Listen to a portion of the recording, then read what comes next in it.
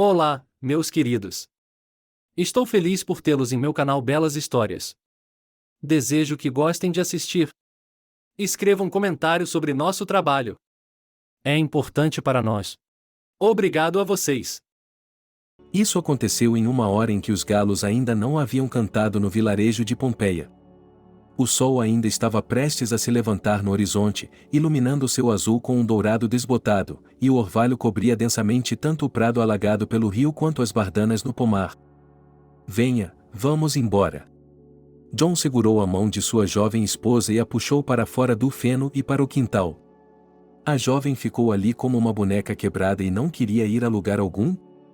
E como ela estava quente, mesmo agora, depois de uma noite sem dormir. Ao ver moças como Júlia, os artistas começam a pintar quadros, os poetas a compor poemas, enfim, e os homens comuns estranhamente, docemente apertam seus corações e querem abrir os braços e esconder neles uma beleza tão pura e brilhante. Alta, mas não é uma garça. Fina, mas há uma estrofe de dar água na boca. O cabelo sedoso, em tom de linho, fluía em uma exuberante onda natural até as costas. No rosto, um punhado de sardas em qualquer época do ano, enfatizando tão harmoniosamente a cor incomum dos olhos da garota, aparentemente castanhos, escuros e com a íris incrustada de amarelo âmbar, da cor dos olhos de um gato lince selvagem. Por favor, não, disse Júlia em voz baixa e cheirou o nariz. Perdoe-me, por favor. Cantarolou Juan, perdoando, é claro. E talvez um abraço e um beijo também. Que ele, depois do que havia feito com ela na noite passada, ficasse com ela por mais um minuto. Impossível. De jeito nenhum. Assim, a recém-casada foi arrastada para o pátio, por assim dizer, com uma camisa de renda e um vestido. Ontem tivemos um casamento. Barulhento, rústico, alegre, todos estavam em clima de festa e sabiam que seria um casamento memorável. Pois não eram apenas os vizinhos que estavam se casando, mas também pessoas notáveis. John era novo em Pompeia. Bem, como um recém-chegado. Seu pai tinha uma fazenda muito lucrativa, onde cultivava todos os tipos de vegetais e os vendia com muito lucro nas cidades vizinhas. Em geral, é claro, ele não podia competir com os mega-agricultores, mas ele levava, como se diz, não a quantidade, mas a qualidade, e também sobre tomates, abóboras, rabanete japonês daikon e outros vegetais, era sabido que eles eram cultivados de forma ecologicamente correta, sem pesticidas e herbicidas, hormônios de crescimento. Muitos moradores do vilarejo trabalhavam para Jacob e não reclamavam porque ele pagava normalmente em dia, era um homem simples, embora, como diziam, já fosse milionário, e mesmo que alguém do vilarejo tivesse uma necessidade, ele sempre ajudava. Por exemplo, ele ajudou a família Stone, com um grande número de filhos, com seu carro, quando ele quebrou e não pôde ser consertado, e os idosos Mickey e Maria Petrov, em homenagem ao aniversário de casamento e como presente, instalaram um sistema de irrigação automática em sua horta. Em geral, os negócios de Jacob estavam indo bem. Nos negócios. Mas sua vida pessoal não estava indo bem. A única mulher que ele amava o deixou e escolheu outro homem, não tão ligado à terra. E ela levou seu filho Jonas com ela. Jacob só via seu filho quando sua esposa permitia e, consequentemente, ele tinha pouca influência em sua educação. E então Jacob Sobolev morreu. Ele ainda não era velho, nem tinha 60 anos, mas apenas um coágulo de sangue se rompeu e, em geral, instantaneamente. Ele caiu perto de sua nova estufa e nunca mais se levantou. O mundo inteiro viu Jacob partir pela última vez. E então eles se perguntaram como as coisas aconteceriam de agora em diante. E logo, o herdeiro apareceu. João. 25 anos de idade. Eles nunca o tinham visto na aldeia, porque ele e o pai só tinham contato quando Jacob estava fora. John, como as pessoas literalmente exigiam saber como as coisas iriam continuar, disse que seu pai estava fazendo as coisas erradas e que ele iria refazer tudo. E esse foi o primeiro sinal. Como refazer?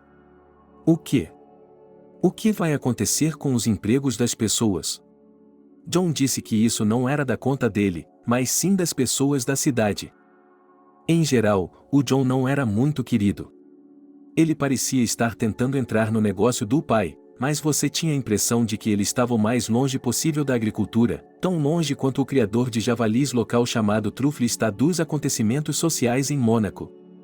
Mas então, como ele ainda estava tentando se estabelecer, e também porque Jacob era seu pai, os habitantes locais decidiram dar a John algum tipo de crédito.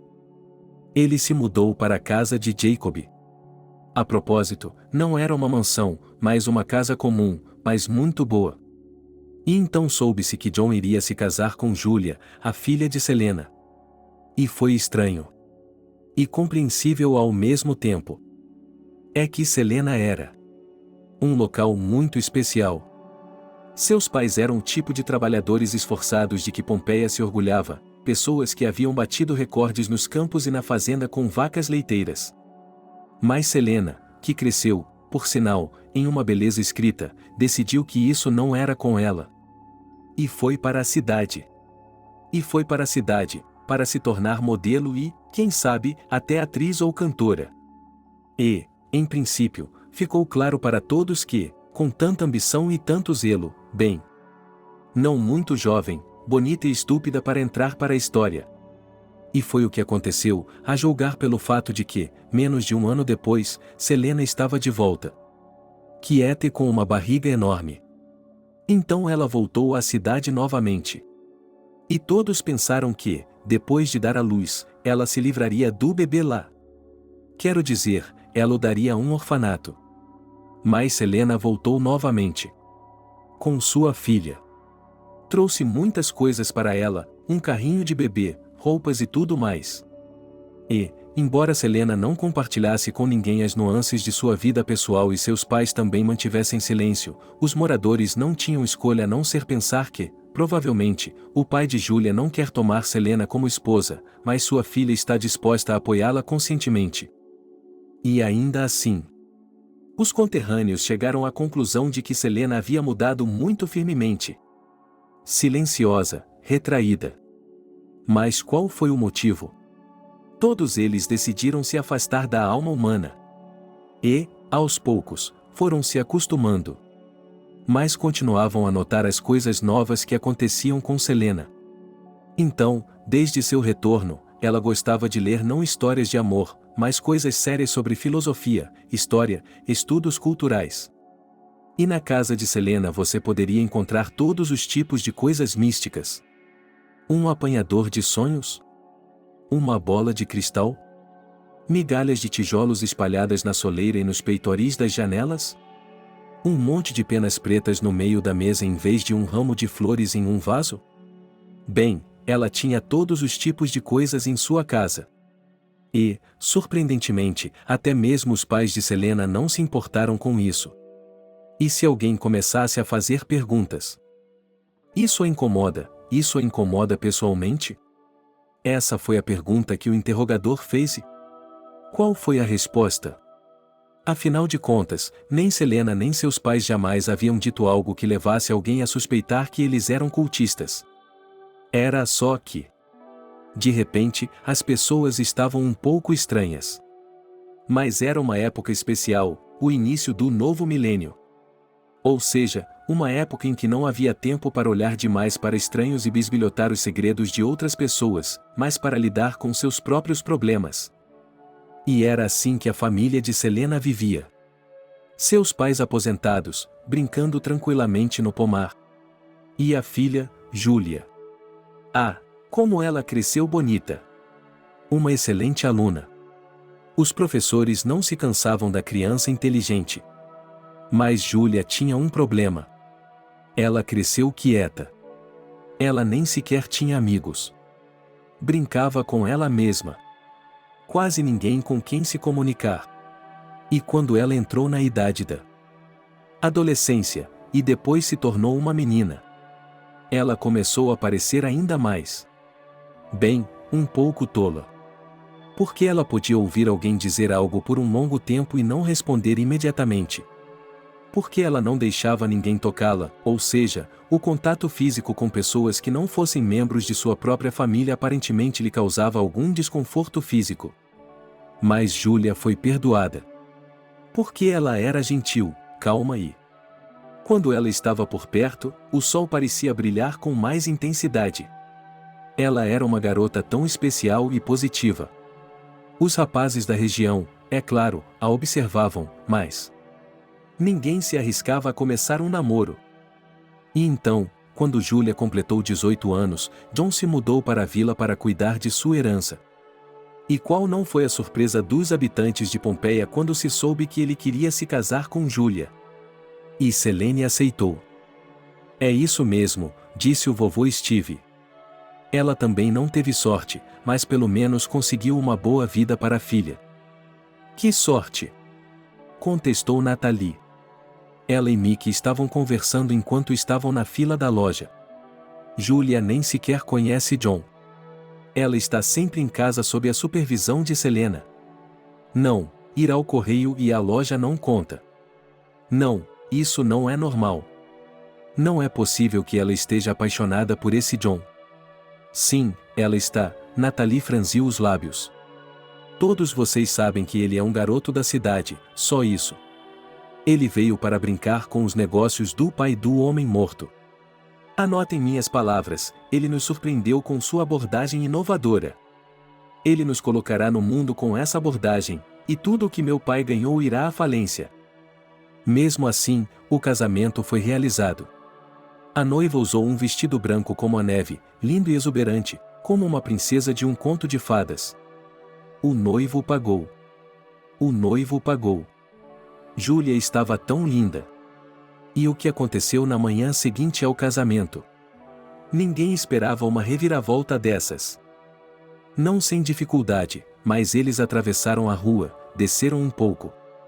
Não sem dificuldade, pois apesar dos parâmetros bastante frágeis, Julia teimava e continuava implorando para que ele perdoasse, para que desse uma segunda chance.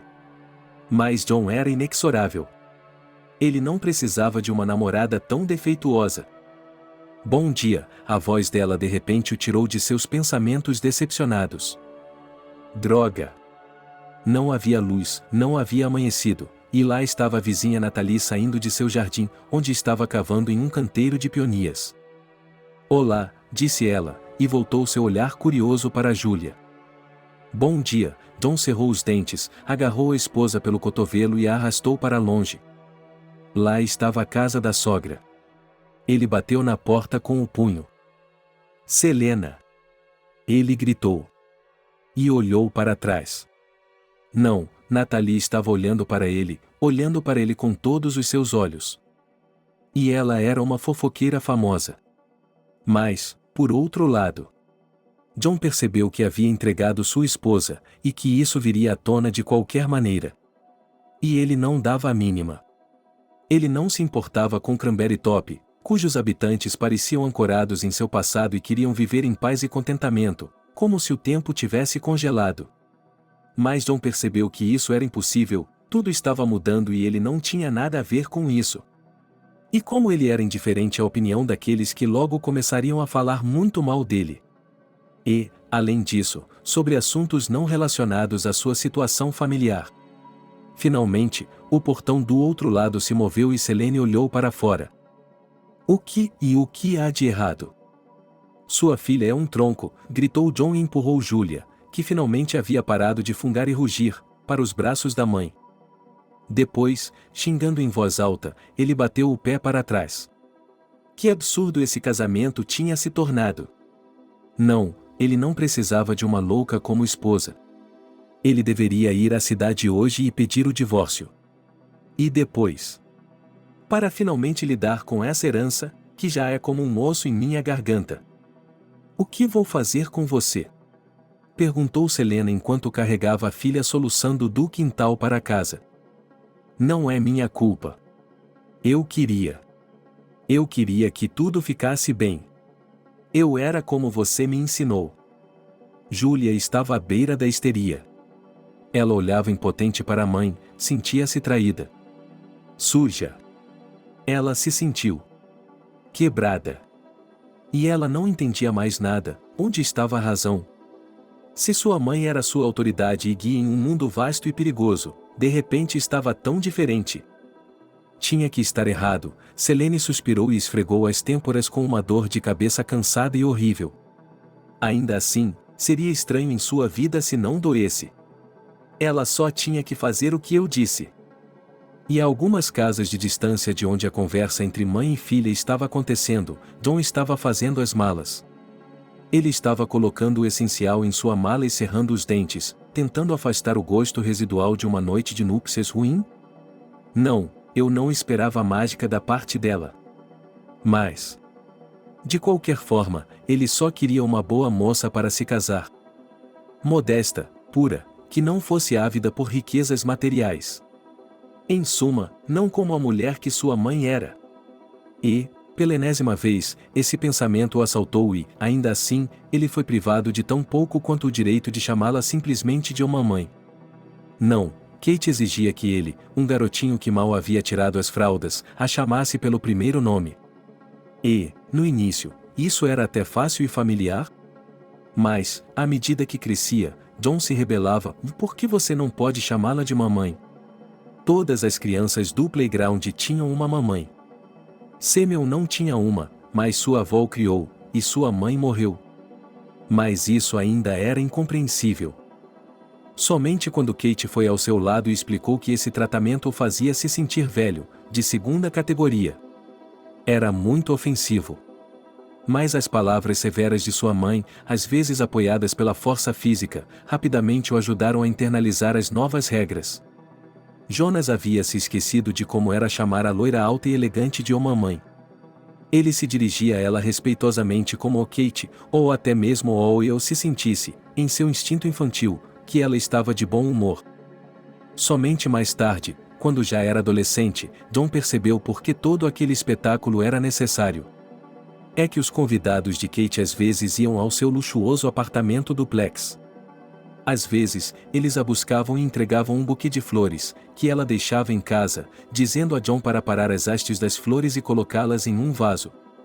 Depois de se divorciar de Jacob, Kate estava ansiosa para dar continuidade à sua vida pessoal. E ela não queria aumentar sua solidez, especialmente na percepção de seus amantes, lembrando a si mesma e a eles que tinha um filho, o que, ela acreditava e sabia com certeza, aconteceria se Jonah continuasse a chamá-la de uma mãe. É por isso que ela havia abolido essa palavra em sua família e geralmente mantinha um comportamento enfaticamente educado e igualmente frio com o garoto, como se fossem vizinhos, afinal. Mas Kate não era uma mãe irresponsável, de forma alguma. John tinha sapatos, estava sempre bem alimentado, tinha roupas elegantes como seus colegas de classe, tinha férias no exterior, no mar, e quando chegou a hora de ir para a universidade, tudo estava pago. E por toda a provisão de Johnny, ninguém menos que seu pai Jacob era responsável. No entanto, não havia uma grande proximidade espiritual entre ele e seu filho, porque Johnny estava convencida de que era por causa dele, por causa de sua indiferença, que Katy havia se tornado assim.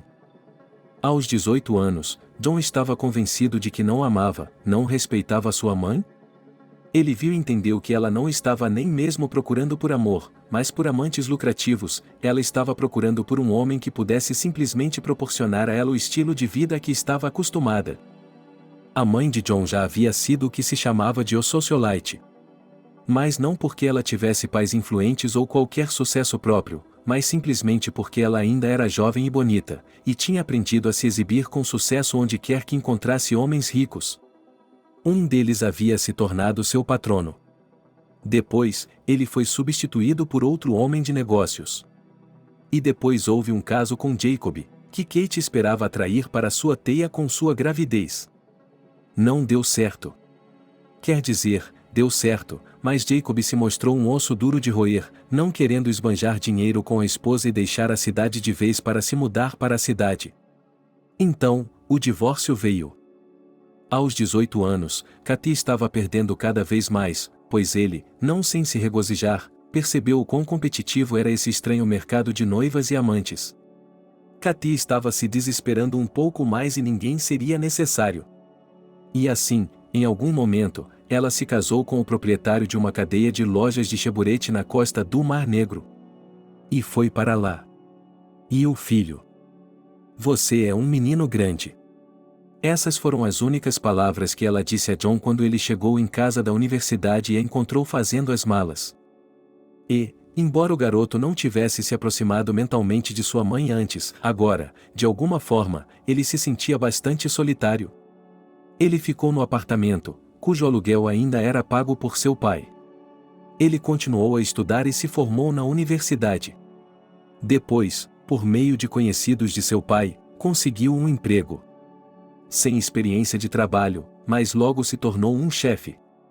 Mas foi demitido com a mesma rapidez, porque uma coisa, como disse seu conhecido a Jacob, era dar a um cara a chance de desenvolver seu potencial sem passar pelo processo de inicialização de um novato verde, e outra bem diferente era aturar um autocrata e um malandro inexperiente que teve sorte de não ter levado a empresa à falência nas poucas semanas em que esteve no escritório.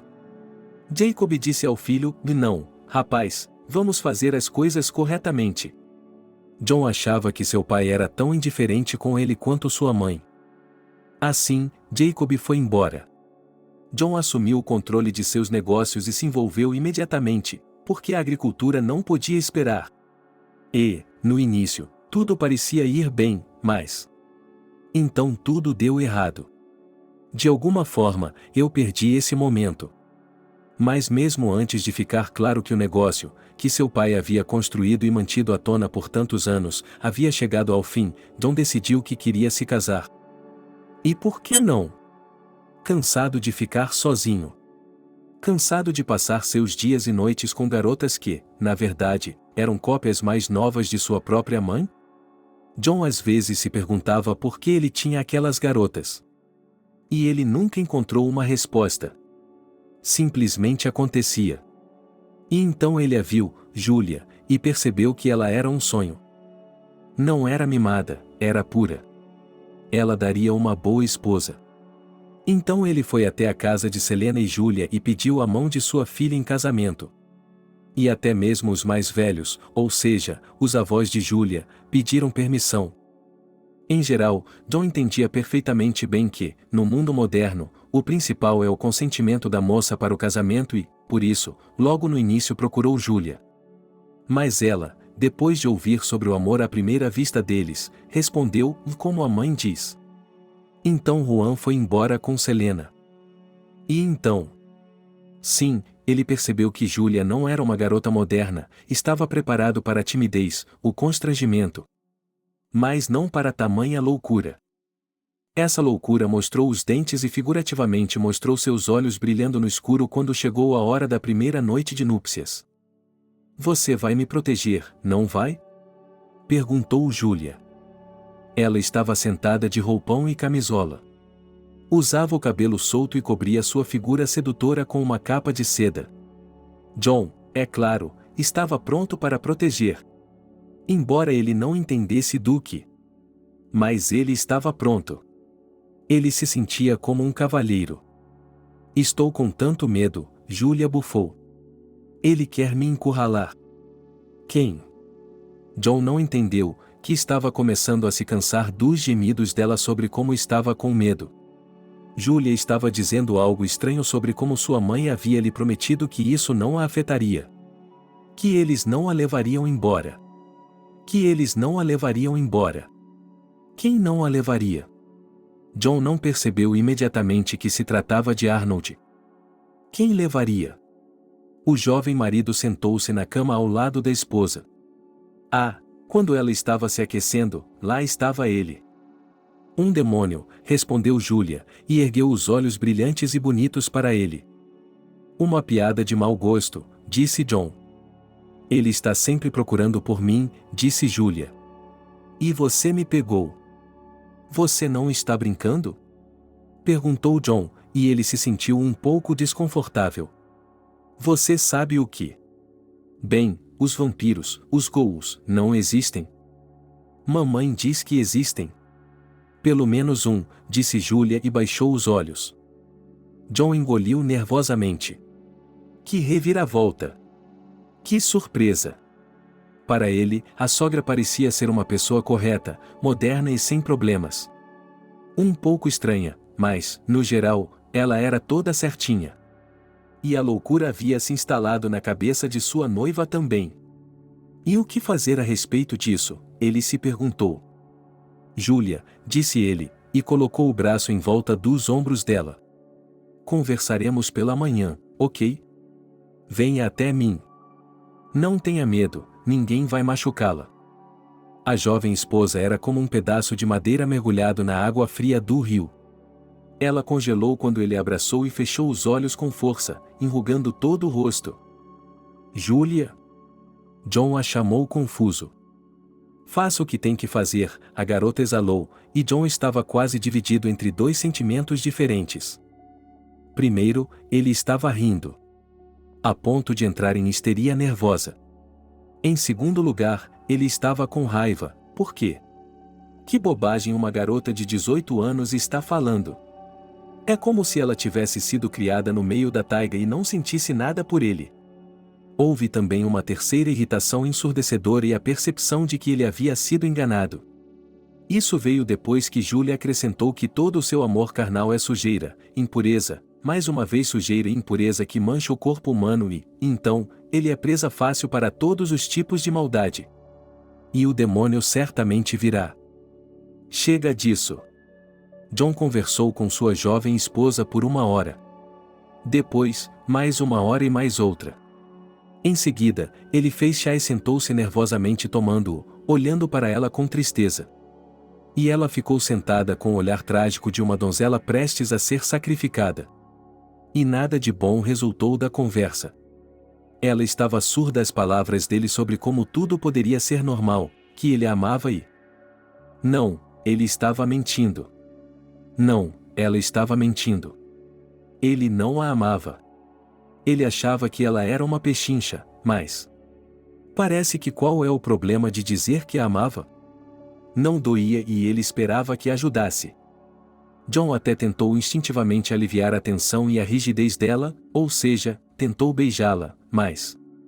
Ela se encolheu ainda mais, e então suspirou tão malditamente. Como se ele próprio fosse um demônio e ela sua vítima. Coloque-me no absinto. E faça o que você quiser. Fazer o quê? John se afastou bruscamente de Júlia. Ele se levantou. Andou de um lado para o outro na sala. Sentada ali como uma boneca, murmurando suas bobagens. É claro que Júlia é linda. E nada, como dizem, era um bom presságio. Mas John percebeu 2 coisas. Primeiro, ele não se sentia atraído por troncos loucos. E segundo, ele decidiu que iria se divorciar. Porque, novamente, uma esposa com peculiaridades, que na estátua de mármore se transforma em mármore se você quiser beijá-la, não o interessava. Ainda mais inacreditável é o fato de que, durante o casamento, sob a amargura de Júlia, ele a beijou? Como se ela estivesse conspirando com a mãe para fazê-lo sofrer a fim de que ele a beijasse. E agora que finalmente havia terminado, John arrumou suas coisas. Entrou em seu carro e dirigiu até a cidade para resolver seus problemas como bem entendesse. Selena olhou para sua filha e percebeu que ela era a única culpada pelo que havia acontecido. Mas, infelizmente, a percepção dos erros que ela havia cometido veio tarde demais. E eu lhe disse que terminaria assim, disse o avô de Júlia. Ele tinha acabado de sair do quarto que dividia com a esposa, Alexei, para se levantar com o primeiro pau. Para trás, então. Papai, não comece, por favor. Selena esfregou o rosto com as palmas das mãos. Eu já lhe disse que você está errado. Pai, por favor. Selena fechou os olhos. O que ela havia feito? Tudo bem, ela mesma era uma jovem tola, que se metia em encrencas. Mas ela arruinou a vida de sua filha com isso. Ela quase a transformou em uma louca. E tudo começou quando Selena chegou à cidade. Naquela época, contavam-se histórias entre os amigos sobre como, tendo apenas 2 capitais de juventude e um rosto bonito, qualquer garota pode se estabelecer gloriosamente na vida, arranjar uma Dolce Vita. Selena acreditava que o destino a favorecia porque, quando chegou à cidade, não precisou dormir em estações de trem e se refugiou em amigos estudantes, alugando um apartamento em uma pechincha.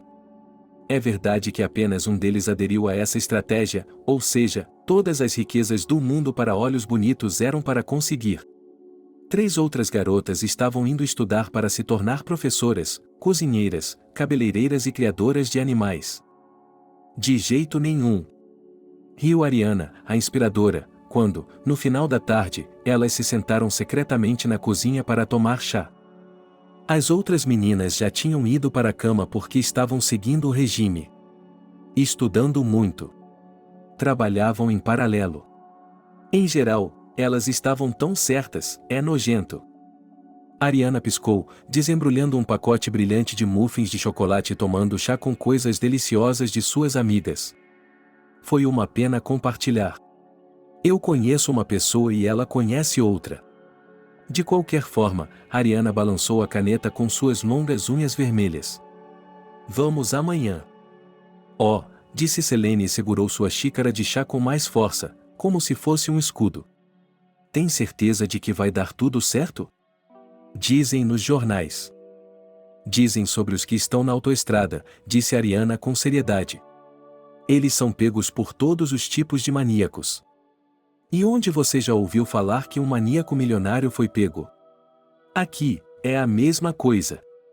Há homens ricos que sabem ser galantes, Ariana arregalou seus lindos olhos azuis, e estão dispostos a lhes pagar muito bem por isso. Naturalmente, os pais de Selena não faziam ideia do que sua filha iria fazer na cidade e mal aceitaram o fato de ela ter decidido ir para a escola de teatro. Selena sabia que a verdade teria partido o coração de ambos. Ariana não era realmente sua melhor amiga. Mas ela era o tipo de garota que quebrava todas as regras estabelecidas e que, como um imã, atraía você. Ela era 2 anos mais velha que Selena e, como o ex, prometeu ensinar a ela toda a sabedoria do comércio. Mas falaremos mais sobre isso depois. Porque, no momento, como Ariana disse, o mais valioso era a inexperiência de Selena. No fim das contas, havia homens que preferiam se divertir com uma donzela intocada. No dia seguinte, Ariana levou sua amiga a uma cafeteria, onde uma procuradora as aguardava à mesa. Ela se apresentou como Nancy e examinou minuciosamente a nova garota. Perguntou-lhe sobre sua vida na aldeia, sobre suas qualidades pessoais, sobre coisas que fizeram Selena corar. E então ela disse que Selena e Ariana poderiam sair juntas para fazer pedidos. Há uma festa chegando e há uma necessidade desesperada de garotas jovens e gostosas. Nancy falou um preço tão alto pelos serviços de Selena que ela ficou de queixo caído com as compras, vestidos lindos, uma geladeira nova para seus pais, joias de ouro. Por que você está assim? Perguntou Selena à sua amiga quando saíram da cafeteria. Ariana ajustou seu guarda-chuva, o vento tempestuoso o arrancando de suas mãos. Ela franziu a testa, aparentemente pensando sobre isso. Isso não importa. Que bobagem. Foi só um palpite. O que é um palpite? Selena não entendeu. Não ria, ok? Disse sua amiga, pateticamente, e Selene assentiu. Minha bisavó era cartomante. Bem, e como se o dom dela tivesse me passado um pouco despercebido. E ela também podia pressentir problemas. Em geral, quando eu não queria, e então, como os arrepios nas costas, caminhava. A sensação era de um aperto no peito. E o que aconteceu? Selena ficou desconfiada. Ele não pagou, riu Ariana. Oh, não importa. Então eu fui uma tola em ir como pessoa física. E com Nancy, estamos trabalhando há muito tempo. Vai dar tudo certo. Vamos, se apresse. Ariana levantou a cabeça para o céu. Vamos para o metrô ou vai chover granizo? Ariana não disse à amiga que, dessa vez, em vez de arrepios, ela sentiu o frio da sepultura e seu coração parou por alguns instantes. As meninas chegaram a uma festa em uma casa de campo. E ficaram um pouco surpresas. Porque não havia muitas pessoas lá e essas pessoas não eram realmente homens generosos, prontos para um entretenimento cruel. Eram apenas homens de terno preto. E máscaras. Como as que se usam em um carnaval em Veneza. Uma música calma tocava nos corredores, iluminados por alguma razão por velas. As pessoas andavam, conversavam umas com as outras. Havia 8 deles. Mas, fora isso, a casa de campo parecia extinta. E, em geral, parecia desabitada, até mesmo a maioria dos móveis estava escondida por coberturas. As meninas foram a uma festa em um chalé. E ficaram um pouco surpresas. Porque não havia muitas pessoas lá e essas pessoas não eram realmente homens generosos, prontos para um entretenimento cruel. Eram apenas homens de terno preto. E máscaras. Como as que se usam em um carnaval em Veneza. Uma música calma tocava nos corredores, iluminados por alguma razão por velas. As pessoas andavam, conversavam umas com as outras. Havia 8 deles. Mas, fora isso, a casa de campo parecia extinta. Parecia desabitada, até mesmo a maioria dos móveis estava escondida por coberturas. E eu pensei que seria, bem, e disse Selene, que, por algum motivo, estava um pouco assustada. Caso contrário. Como nos filmes. Bem, quando há recepções, convidados. Eu também, disse Ariana, que não gostou nem um pouco. E aqui estão vocês, meus queridos. De repente, os convidados se separaram e um homem se aproximou das moças. Ele tinha cerca de 40 anos de idade. Era alto, magro e muito pálido. Vestia um terno preto e uma camisa escarlate. Um anel de rubi brilhava em sua mão. Bem, olhem para elas, disse o homem responsável e, de repente, agarrou o queixo de Zina com dedos secos e unhas longas, desleixadas e amareladas. Ela é tão gostosa. As pessoas reunidas em volta ficaram em silêncio e apenas olharam para as meninas. Alguém soltou uma risada nervosa e imediatamente tossiu, dizendo, com licença. Se alguém quiser ir embora, disse o homem estranho. Agora é a hora. Mas lembrem-se, se vocês ficarem, não há como voltar atrás. Bem, e ele continuou, quando sua proposta foi recebida com silêncio e ninguém se mexeu. Vamos começar. Tragam o néctar da vida. Exclamou o anfitrião e imediatamente recebeu uma bandeja com 2 taças. Bebam, e ele sorriu. Bebam, moças. Sirvam-se à vontade. Selene ficou paralisada. Ela tinha ouvido todo tipo de coisa sobre o que as borboletas noturnas faziam. Ariana havia dito a ela, inexperiente como era, todo tipo de coisa. Mas nada parecido com o que acontecia nessas histórias. Obrigada, mas eu não bebo álcool, Selena finalmente conseguiu dizer. Mas você terá que beber, disse o homem com um sorriso, como se ele fosse um idiota retardado. E então Selenu, obedecendo como se estivesse em um impulso hipnótico, pegou o copo. Por que estou fazendo isso? Sua mente se agitava, mas seus lábios já haviam tocado a borda prateada do copo e sua boca ardia com uma bebida picante e espessa. Parecia suco de uva, mas era estranhamente amarga, com um gosto metálico suspeito. Selene viu que sua amiga também estava bebendo. Eles esvaziaram os copos. Colocaram-nos de volta na bandeja.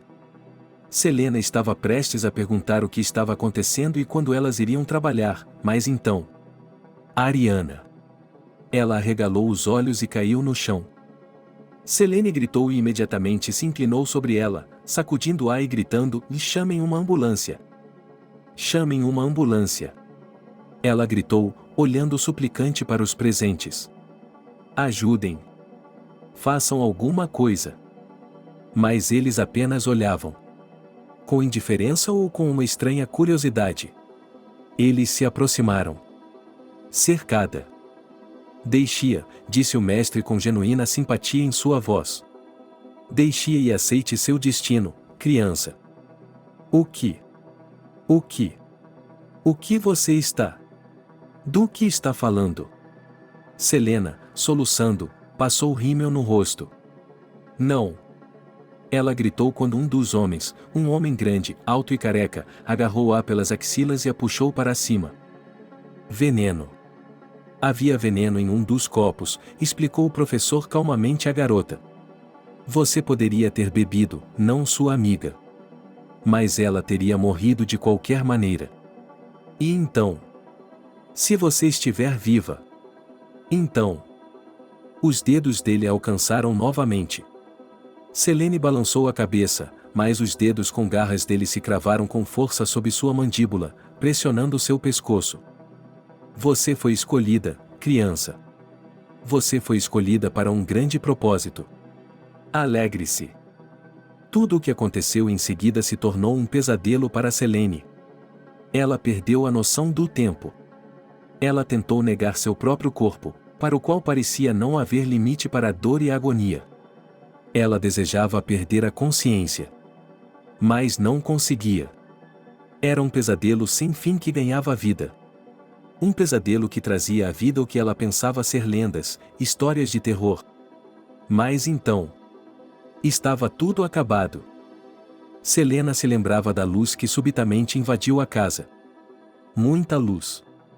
Lembrou-se de como cortaram as amarras de suas pernas e braços, de como ergueram gentilmente seu corpo, que havia ficado tanto tempo no altar de pedra que parecia ter se fundido a ele. Eles a envolveram em um cobertor. Disseram-lhe que tudo ficaria bem. Exceto aqueles que a salvaram, aqueles que puseram seus torturadores em fuga. Eles chegaram tarde demais. Selene já havia perdido a cabeça. Ela achava que estava perdendo a cabeça. E isso era estranho. Porque antes, Selene achava que os loucos não percebiam sua loucura. E então, um pouco mais de tempo se passou e ela percebeu que os detalhes mais assustadores do que estava acontecendo com ela eram reais. Ele se convenceu disso depois de ser informado de que o homem, o mestre e líder do culto, havia desaparecido. Ele simplesmente desapareceu na floresta. Suas pegadas se perderam no pântano. E estava tudo acabado. Ele desapareceu. Disseram que ele deve ter morrido porque as noites na floresta eram frias e os pântanos estavam mortos, intransitáveis. Mas Selene não acreditava. Ela entendia muito bem os olhos escarlates dele. E em vão o psiquiatra tentou lhe dizer que eram apenas as chamas das velas refletidas em suas íris. Ela se lembrava muito bem dos sons que não podiam pertencer a um ser humano. E em vão o psiquiatra tentou explicar a ele que era sua mente que estava distorcendo o que havia acontecido. Ele se lembrava muito bem de como aquele e não humano havia subitamente desenvolvido presas e mordido seu pescoço. Em vão, o psiquiatra lhe disse que aquilo era um espetáculo, as ações de um louco cultista, e que as presas eram sobrepostas. Selena passou um longo tempo no hospital. Eles lhe deram alguns tipos de pílulas logo após ela ter sido resgatada. Mas, de repente, quando ela começou a reclamar que não estava bem e o médico voltou para examiná-la, houve um escândalo no hospital. Descobriu-se que, devido a um descuido, Selena havia recebido pílulas anticoncepcionais de emergência com data de validade vencida. E elas não tinham funcionado corretamente. E agora ela estava grávida. Selena não sabia que seus pais tinham sido informados do que havia acontecido quase imediatamente e a visitaram no hospital. Só que sua mente estava tão nublada pelos horrores da experiência que ela nem sequer os reconheceu. Os pais de Selena foram informados do que havia acontecido. Sim, a filha deles havia se envolvido com pessoas ruins. Sua amiga havia morrido. E Selena? Aparentemente, como ela era virgem, eles decidiram usá-la para o ritual. Era um culto cujos membros acreditavam que seu líder era um descendente do próprio Conde Drácula. Ele lhes prometeu que, ao sacrificar uma garota pura, eles ganhariam poder e autoridade sem precedentes. Todos foram capturados. Exceto o próprio descendente do governante dos vampiros, que se autodenominava. Teoricamente, ainda havia tempo para interromper a gravidez, mas o médico disse mais tarde que, como eles haviam perdido o prazo normal, Selena nunca mais teria filhos. Os pais suspiraram, estavam em estado de choque, mas percebendo que não havia mais ninguém além deles para cuidar da filha, eles se seguraram. Os pais suspiraram e conversaram com Selena sobre tudo. Eles disseram que aceitariam qualquer decisão que ela tomasse. E ela disse que não poderia se livrar do bebê. Ela só Ela não podia se dar ao trabalho de tirar a vida de outra pessoa depois que aquele subhumano quase tirou a dela. Então, todos nós voltamos juntos para a aldeia. E então? Então eles decidiram que, como a gravidez era complicada, era necessário ir não para o pequeno centro distrital para dar à luz, mas para a cidade. E aí aconteceu outra coisa. Os pais de Selena e a própria Selena quase enlouqueceram de susto no início. Um homem apareceu no centro de parto. Ele se apresentou como o irmão de Arnold, que era o nome do líder do culto. Ele disse que só recentemente havia descoberto o que havia acontecido. O nome desse homem era Mickey. Ele disse que não tinha ideia do que seu irmão estava fazendo, pois ele estava ficando louco. Descobriu-se que Mickey e sua família tinham um negócio bem-sucedido e eram milionários. E agora ele estava implorando para poder sustentar Selena e o bebê deles. Porque Mickey se sentia parcialmente responsável pelo que havia acontecido. E porque ele queria cuidar do bebê de Selena, que ainda era de sua própria carne e sangue. No início, Selena, seu pai e sua mãe encararam isso como uma piada: não precisamos do seu dinheiro sujo. Mas, de repente, ficou claro que a gravidez é tão complicada que precisa de muitas despesas adicionais. E eles tiveram que aceitar a ajuda. E tiveram que aceitar a ajuda, mas eles colocaram a condição de que eles mesmos criariam a criança. Só podemos ver isso às vezes. E ajudar financeiramente. Sem mais interferência, por favor. Mickey concordou. Foi assim que a pequena Júlia recebeu as coisas necessárias, carrinhos de bebê caros, brinquedos e assim por diante. Mickey manteve sua palavra, não interferiu na educação de Júlia. Às vezes, Selena pegava a filha sob o pretexto de que estava indo visitar seus conhecidos, o que era dito, é claro, para os moradores da vila, e a levava para a cidade.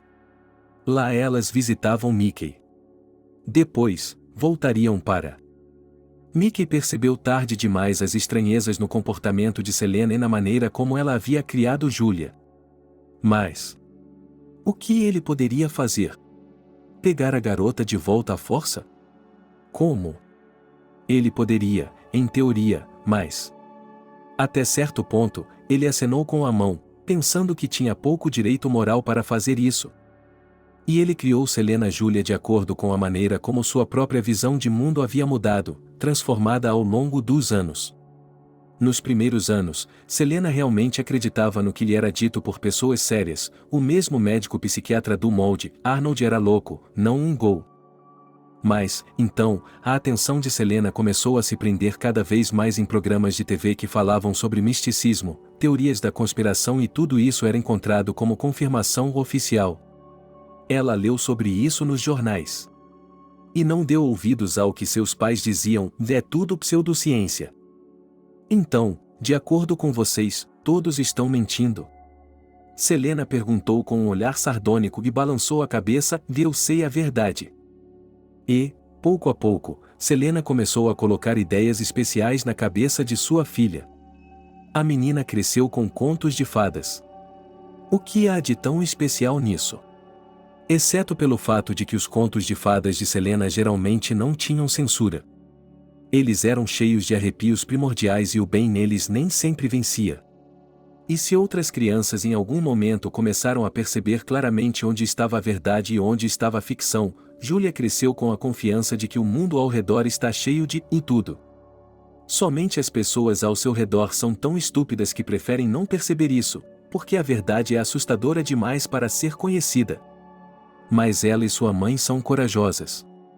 É por isso que elas sabem a verdade. E a mamãe sabe como se proteger dela. Você sabe que esse professor não é real? Seu pai perguntou a Selena quando ela estava assistindo a um documentário americano sobre a história do vampirismo. Ouvi dizer que às vezes eles convidam atores para os programas e os vestem como, digamos, este ou aquele cientista. Isso é para tornar a teoria mais interessante para o público. Mas, na verdade, tudo isso é apenas para fazer com que as pessoas assistam ao programa e tenham uma audiência para o programa. Selena pausou o programa que estava assistindo com legendas e franziu a testa. Você acha que todo mundo mente? Por que a sua verdade pode existir e a minha não? Tudo bem, não estou incomodando, suspirou o pai dela. Em geral, ele e a mãe dela ao longo dos anos, é claro, discutiram mais de uma vez sobre a condição da filha. Eles estavam muito preocupados com isso. Mas, e o que eles poderiam fazer? O que eles poderiam fazer? Arrastar Selena para os médicos novamente. Além disso, eles tinham medo de que os médicos não decidissem que Selena tinha um diagnóstico e não a privassem dos direitos parentais? Julia correria o risco de ir para um orfanato. Ok, a mãe de Selena disse um dia. Nossa filha é tranquila, decente. Ela é decente agora. Ela não persegue ninguém, como dizem, com um machado. Então, por que incomodá-la? Deixe-a viver como ela sabe. Concordo, meu pai assentiu. Mas Julia, que tipo de mãe ela será quando crescer? Bem, deu de ombros a mulher e olhou para a neta, que estava quieta em um canto com um livro. Aos 9 anos de idade, ela era terrivelmente fascinada pela história da pintura renascentista e Mickey havia lhe dado alguns livros elegantes com ilustrações fotográficas da cidade. Sabe como é? Veja, ela está indo muito bem na escola, certo? Bem, ela está crescendo em silêncio. Mas talvez, quando crescer, ela não beba, fume ou saia com garotos. Os pais de Selena temiam, mais do que qualquer outra coisa no mundo, que sua neta não repetisse, nem de longe, o destino de sua mãe. E assim, vendo como Julia está crescendo calmamente retraída, eles até se alegraram. E Julia, por sinal, não se importou. Ela se acostumou a estar quase, como eles chamam, em conexão mínima com o mundo ao seu redor. Sim, ela se comunicava com as pessoas. Mas ela se sentia bem com os livros, onde podia obter muitas histórias de amor verdadeiro e aventuras incríveis. Não, em algum momento o interesse natural de Julia pelo mundo foi despertado. Uma vez ela disse à mãe que gostaria de se casar, de viajar um dia. Julia, em geral, quanto mais velha ficava, menos acreditava nas histórias da mãe sobre demônios e coisas assim. Mas, ainda assim, ela não podia negar completamente essa crença. E então a mãe decidiu casar Julia, porque Selena decidiu que era hora de sua filha ter uma vida normal. Ela não pode viver sua vida inteira com ela. E quem poderia ser o melhor partido para isso do que o herdeiro do empresário da cidade? Selena não pensava muito no fato de que sua linda filha, uma flor que mal desabrochava, não estava pronta para a vida em família.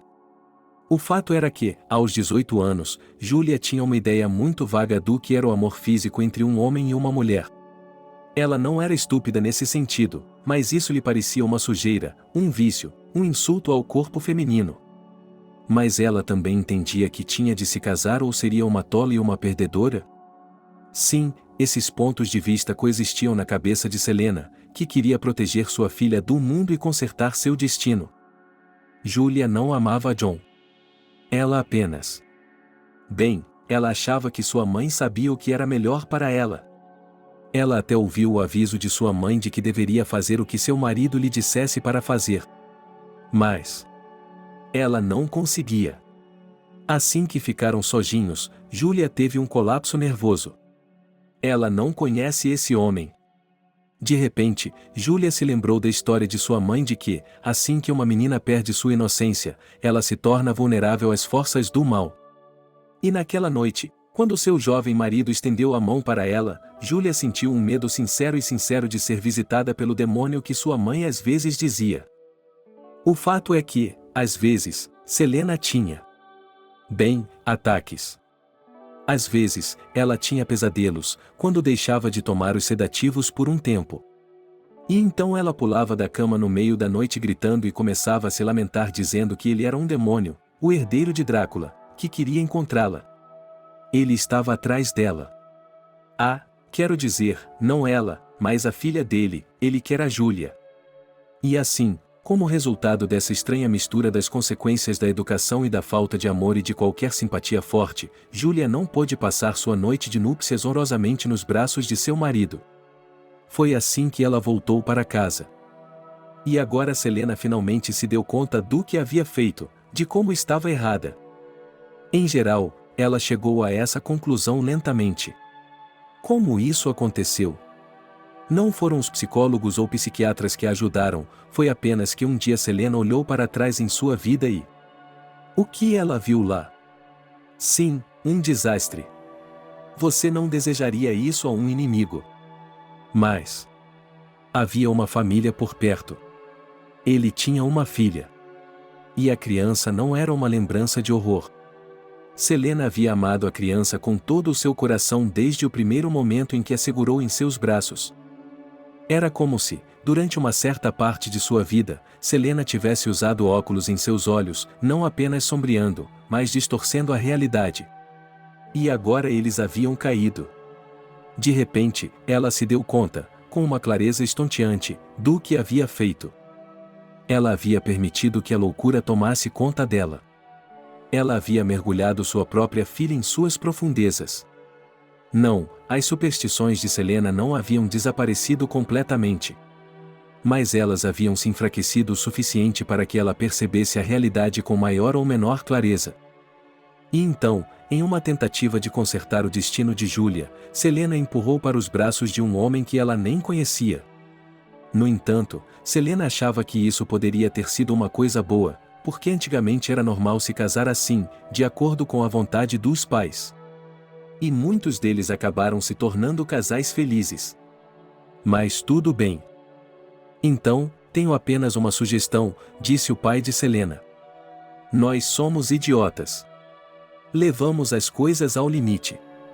E só há uma pessoa que pode desvendar tudo. Chamem o Mickey. Foi o que fizeram. Na verdade, Mickey não sabia nada sobre o casamento. Ele vinha dizendo há muito tempo que, quando Julia completasse 18 anos, ela deveria vir à cidade para vê-lo. Ele prometeu que providenciaria tudo para que Julia fosse à cidade. Ele prometeu que iria providenciar um lugar para Julia na cidade. Que ele tinha conhecidos qualificados em uma clínica particular, onde eles tratam todos os tipos de vícios, distúrbios nervosos. Filha, disse Selena e, de repente, abraçou Julia com força. Não peço seu perdão. Fiz muitas coisas erradas. Mas... ouça-me uma última vez, está bem? O que foi? Julia assoou o nariz. Devo ir me desculpar com ele e pedir que volte? Não, suspirou Selena. Mas... você deveria ir à casa do tio Mickey. Julia olhou para cima, espantada. Ela adorava Mickey. Aquele homem. Era uma sensação estranha e maravilhosa, mas sua presença era sempre. Era como uma brisa fresca em uma tarde quente de verão. Ao seu lado, sempre começava a parecer que o mundo não era tão assustador quanto parecia. Ao seu lado, Julia se tornava mais corajosa. Era uma pena que sua mãe não a deixasse visitá-lo com frequência. Mas agora... Julia torceu o nariz, pensando em voltar para John. Ele é mau, ele é rude. E ela não gosta dele de jeito nenhum. E ela não quer aturá-lo para depois, de acordo com a sabedoria popular milenar, poder amá-lo. Bem, eu vou embora. E você vai obedecer a ele? Perguntou Selena com um sorriso triste, acariciando a cabeça da filha. Eu vou. Selena discou um número. Mickey atendeu. Acontece que ele tinha acabado de voltar de uma viagem de negócios e estava prestes a ligar para perguntar como estavam as coisas. Antecipando a tempestade, mas também preparada para ela, Selena disse que... em geral, estou pronta para deixar Julia sob a proteção total de Mickey. Deixe que ele ajude a garota como achar melhor. E que ela... deixe que Julia consulte um bom psiquiatra particular que possa ajudá-la e a esclarecer suas ideias sobre o mundo. E também apoiá-la e no processo de divórcio. O quê? Exclamou Mickey. Que divórcio? Quando ela se casou?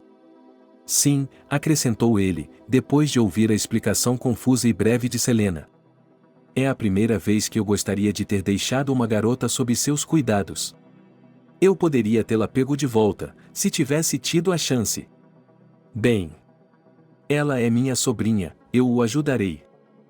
No mesmo dia, Júlia deixou a aldeia. Foi à tarde, de modo que toda a rua pôde ver como um SUV preto chegou e como Júlia entrou nele com uma pequena sacola de coisas. O que há de errado? Perguntou Glafira a carteiro. Nada, e respondeu Selena, olhando para o carro com a filha, com os olhos embaçados de lágrimas. A vida simplesmente passou. Os dias se passaram, os meses abriram e fecharam estações, um após o outro, e assim se passaram quase 3 anos. E, durante esse tempo, muitas coisas mudaram em Pompeia. Por um lado, a fazenda, uma vez tão firmemente estabelecida por Jacob, finalmente caiu em ruínas. Os habitantes locais não tinham dúvidas de que John havia destruído o que ainda podia ser salvo. Na verdade, a fazenda estava bem, você só tinha que tomar as rédeas da situação e não perder os momentos importantes, por exemplo, colher e vender tudo a tempo. E depois, é claro, se preparar para a próxima temporada, e assim por diante. Mas o que Juan fez? Bem, nada e 1000 vezes pior, como os antigos habitantes de Pompeia diziam e cuspiam com todo o sentimento, porque João estragou tudo. E, a propósito, as pessoas quase foram adorá-lo. Trabalhamos com Jacob há quase 20 anos, disse Sam, que, junto com o antigo proprietário, garantiu que a terra fosse bem cavada e fertilizada no outono. Estamos dispostos a ajudar e até a esperar para receber o pagamento se houver, bem, dificuldades temporárias. Parece que é isso mesmo, está em suas mãos. Veio até você uma delegação de pessoas que cresceram na terra, com a alma, como dizem, ligada a ela. Por que não aceitar a ajuda deles? Mas John latiu o seu próprio eu vou otimizar tudo, fazer tudo com competência, tenho consultores da capital com soluções inovadoras. E como tudo terminou? A empresa foi à falência. Mas as coisas não estavam boas de jeito nenhum. Porque John, enquanto cultivava, conseguiu arruinar parte da terra ao derramar alguns dos produtos químicos que eram destinados ao controle de insetos, mas em quantidades brutais. Depois, ele negligenciou a segurança contra incêndios e alguns deles queimaram. Portanto, agora o restante da propriedade de Jacob era uma visão triste e desoladora. Quanto ao próprio John, ele havia perdido sua aparência majoritária e se mudado da cidade para o campo, mas ainda tinha uma casa. E essa era uma garantia, o cara fez um empréstimo para pagar outro empréstimo, que era para pagar mais empréstimos. Em geral, tudo era difícil e desesperador. A única coisa que faltava como cereja do bolo era o fato de John ter adormecido. Mas ele, para a surpresa de todos, andava sempre sóbrio e irritado. E então, em um dia de outono, uma caravana chegou ao vilarejo. Belry estava arrastando pelo pescoço seus 2 filhos mais novos, os gêmeos Serius e Pétia, que estavam fugindo para o lago, onde tentavam pescar lúcios com varas de pesca que haviam encontrado na despensa. Belry não tinha nada contra a pesca, mas não queria o garotinho, que não tinha nem 6 anos de idade. Então, esse Valeri quase foi atropelado pelo jipe da frente. Não! O que é isso? Ele gritou, recuando para um lado. Veja por onde anda. Isso não é para você correr pela cidade. O que? Você se acha o mais esperto? Ele se aproximou um pouco mais, com a intenção de contar tudo na cara de quem saísse do carro, mas congelou, como se tivesse sido atingido por um raio. Porque primeiro o motorista saiu do carro, depois abriu a porta do banco de trás e a partir daí... Bem, a primeira coisa que Belry julgou foram as pernas. Não. Eram pernas. Femininas e muito longas, com saltos agulha escarlate. Então o passageiro completo apareceu. Um vestido branco como a neve. Uma jaqueta branca pendurada sobre os ombros. Cachos loiros. Batom escarlate.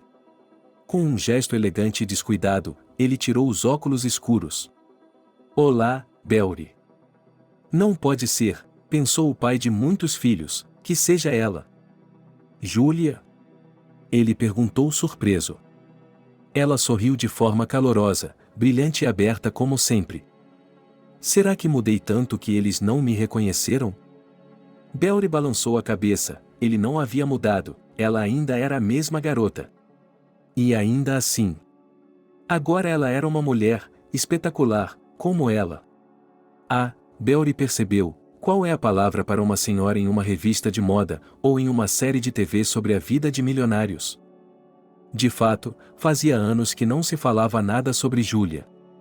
Exceto por aquelas raras palavras proferidas por Selena, tudo estava bem na filha, na visita de mais parentes. E quanto a você, disse Beori, em casa? Não exatamente, Júlia sorriu. Então, parei para ver o que comprei. Precisamos começar, há muito trabalho. O que você comprou? Que trabalho? Beori coçou a nuca. Não temos muito trabalho por aqui. Não temos uma serraria há anos. A casa de Jacob é um terreno baldio, e agora você pode construir. Júlia abriu a boca para responder, mas seu nome foi chamado. Um novo personagem, John, estava do lado de fora. Ele havia saído, na verdade, para ir à loja comprar algumas latas de comida enlatada e um pouco de pão. Ultimamente, ele ficava em casa, que estava começando a desmoronar, e só saía para comprar mantimentos. Júlia? John exalou e olhou para ela como se fosse um fantasma. A esposa está de volta. Os lábios de John se abriram em um sorriso pateta, ultimamente sofrendo de insônia grave e parecendo um bêbado. Alexander, os jornais, disse Júlia com frieza. O homem corpulento que havia sido seu motorista entrou no carro e lhe entregou uma pasta de papéis. Júlia caminhou com graça e leveza pela estrada rural empoeirada com seus sapatos escarlates e passos de modelo e entregou a pasta a John. Ela entregou a John e lhe deu um empurrão no peito que o fez cambalear. Aqui, todos os documentos da casa de Jacob. Agora é tudo meu, ela disse, e então, vendo os olhos do ex-marido se arregalarem de surpresa, ela acrescentou com um sorriso como o de uma tigresa sorrindo sobre a cabeça de sua presa. E agora a casa também é minha. Eu paguei sua dívida. Então, você, John, não é mais nada nem ninguém aqui. Mas, de repente, Júlia o agarrou pela gola do paletó, literalmente o puxou para si e exalou em seus lábios, quase os manchando de vermelho escarlate. Se você tomar a decisão certa, se você for um bom rapaz, você ainda pode consertar algumas coisas. Com isso, ele se virou e caminhou até o carro. Boa tarde, vovô Steve, cumprimentou o vizinho. Depois, acenou para este e para aquele morador. Bem, como uma rainha cumprimentando seus súditos. E então Júlia entrou em seu caro SUV com motorista e partiu com mais 2 carros. E o povo de Pompeia ficou se perguntando que diabos foi aquilo. Bem, o que foi isso? Perguntou Beori, assim como outros moradores locais que testemunharam essa cena extraordinária. Apenas os 4 cachorros, Tuzik, que arrastava entre os dentes uma salsicha que alguém havia deixado cair na tenda, o bode Belianoca, que havia escapado de sua dona para se divertir nos jardins de outras pessoas, e os gêmeos que, prevendo uma surra generosa da mãe, decidiram aproveitar que o pai havia baixado a guarda e correram pelo mesmo caminho do bode Belianoca. Eu gostaria de continuar com minha vida. Beori acenou para tudo e todos e seguiu os fugitivos. Júlia. Peço desculpas por meter meu nariz onde não sou chamado, mas... Como você está? Perguntou o motorista. Estou bem, respondeu a garota do banco de trás. Mas Alexander viu pelo espelho retrovisor que ela estava longe de estar bem, sua mandíbula estava tensa, seus olhos se estreitaram. É sempre difícil com ex-namorados, geralmente Alexander era um pouco falante, mas aqui apenas como um instinto levou a isso, não é necessário deixar o amante sozinho com seus pensamentos. Lembro que conheci o meu uma vez, e ele começou a me contar como foi difícil para ele o divórcio, que foi iniciado depois de pegar a esposa na cama com o melhor amigo. Júlia ficou ouvindo. E, ao mesmo tempo, ela estava imersa em suas próprias experiências. Bem, o que ela poderia dizer sobre si mesma? Muito bem. A primeira vez que ela viu John foi na manhã da noite de núpcias, e ela tinha visto. E parecia ser assim. Então, alguns anos atrás, quando Mickey a levou para a cidade, Júlia se sentiu como uma codorna em um laço, uma pequena folha de outono soprada pelo vento tempestuoso. Ela tinha tão pouco contato com seu tio que às vezes ele parecia um estranho. E, ao mesmo tempo, ela se sentia atraída por ele. Mickey quase literalmente irradiava luz e calor e, sempre que Selena deixava que eles se vissem, era como se ele energizasse Julia e ela começasse a olhar para o mundo. Bem, de uma forma mais positiva e realista. O que, por sinal, não agradava a sua mãe. Desculpe, sobrinha, eu não esperava por isso, disse Mickey enquanto dirigiam para a cidade. É uma loucura se casar. Você deveria ter. Você deveria ter me ligado, eu não teria deixado. Para o inferno com sua viagem, poderíamos ter esperado. Mas você. Ah, bem, vejo que você não está com vontade de falar agora. Não é nada. O importante é que sua mãe parece ter caído em si. Mickey ainda não havia contado a Julia o segredo de suas origens. Seria normal e desumano falar sobre essas coisas com uma menor de idade. Além disso, Mickey temia que a verdade, mesmo agora que Julia havia se tornado adulta, pudesse ter um impacto muito negativo em sua psique, em primeiro lugar.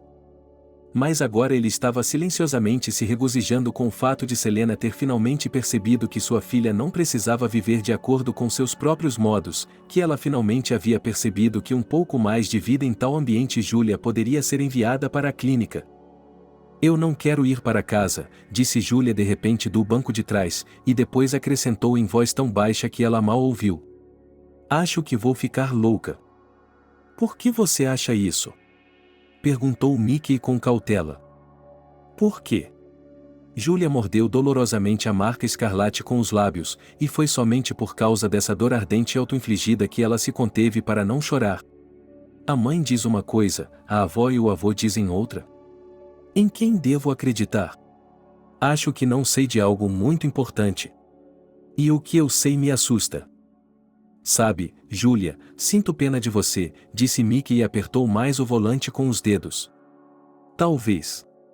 Eu não deveria ter confiado essa família a você. Mas agora. Você realmente quer que eu o ajude? Sim, respondeu a garota com confiança. Você me levará à clínica? Você me tratará? Como? Julia, não se atreva a pensar isso. Você vai morar comigo. No mesmo quarto em que você costumava ficar, ok? Mickey sorriu, sua mansão sempre tinha 2 cômodos prontos para o jovem hóspede, um quarto e uma sala de estar, decorados em um estilo bem feminino. Quero trazer alguns especialistas. Psicólogos. Eles podem ajudar você. Não, você não pode ser tratada por causa de crenças pessoais e fé, você sabe disso. Você não viu demônios e coisas malignas, sobre as quais a mãe lhe falou, nos cantos? Não, a menina balançou a cabeça. Eu nem sequer vi discos voadores. Só pipas. Você é uma garota inteligente. Não. Você está apenas confusa. Sim, agora no mundo muitas pessoas acreditam em médiums, no pé grande e em muitas outras coisas. E às vezes não há nada, bem, então. Só você, infelizmente, tudo isso. Com a cabeça nublada, Julia terminou para seu tio. Está arruinando sua vida, é isso que quer dizer? Sim, suspirou Mickey. Como você está? Você está bem? Ele não me tocou, disse Julia, adivinhando, pelo tom confuso do tio, do que se tratava a pergunta. Posso ficar com você um pouco mais?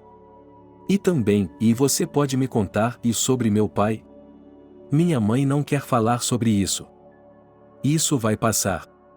Vou lhe contar tudo, Mickey assentiu e ficou em silêncio por um tempo. Havia mais carros na estrada e ele, como um motorista responsável, decidiu se concentrar em chegar em casa com segurança. E, ao mesmo tempo. Então, algumas conversas muito sérias e pesadas foram adiadas por um tempo. Estava na hora de Julia começar a viver normalmente. Era hora de ela saber a verdade. Muito tempo depois, olhando para trás, Julia não entendia como havia conseguido viver até os 18 anos com uma mente relativamente clara. Não que o ambiente em que ela havia crescido fosse completamente insano. E ainda assim, cada dia de sua existência era como um equilibrista que tem que se segurar, equilibrando-se em uma altura terrível. A sociedade de Mickey, como sempre, teve um efeito calmante sobre Julia. E as conversas com psicólogos e até mesmo com um psiquiatra, convidado de uma clínica particular, não a assustavam nem um pouco. Em geral, não costumo tirar conclusões precipitadas sobre meus pacientes, disse o psiquiatra Billy. Mas aqui eu posso dizer com segurança. Não tenha medo, minha querida, você não é esquizofrênica. Você é, perdoe-me a franqueza, mas, exceto pelas superstições sombrias plantadas em sua jovem cabeça, você será mais saudável do que muitos de meus pacientes. Então, Billy, aos 60 anos, ainda exercia a profissão e era considerado um dos melhores especialistas do lugar. Apenas viva a vida de uma garota jovem e moderna. Estudar, se divertir, se hidratar, dormir pelo menos 8 horas e se apaixonar. Bem, querida, por que está me olhando assim? O amor, você sabe, pode realmente fazer maravilhas e ajudar, às vezes, onde qualquer terapia e pílulas são impotentes. Mickey estava sozinho, sem esposa, sem filhos e, portanto, vivia sozinho.